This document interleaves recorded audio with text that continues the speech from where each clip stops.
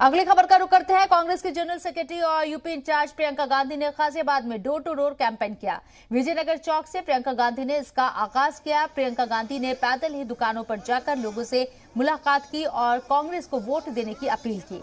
रास्ते में प्रियंका गांधी ने ट्रैक्टर पर गन्ने लेकर जा रहे एक शख्स नौजवान को रोककर उससे बातचीत की। इस दौरान वो ट्रैक्टर पर चढ़ गई। प्रियंका गांधी ने योगेश को अपना इंतखाबी मंशूर पढ़वाया। प्रियंका गांधी ने नौजवान से बातचीत की वीडियो सोशल मीडिया पर शेयर करते हुए लिखा है कि कल आपने यूपी के वजीर आला के झूठे आदादोशुमार वाली प्रेस कॉन्फ्रेंस देखी, अब देखिए आवाम की प्रेस कॉन्फ्रेंस।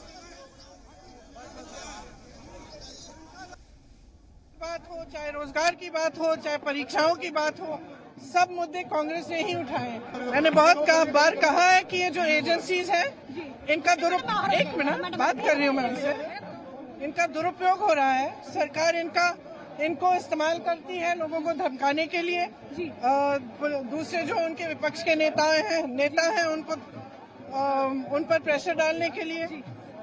तो ये कम से कम चुनाव के वक्त बिल्कुल अलाउड नहीं होना चाहिए।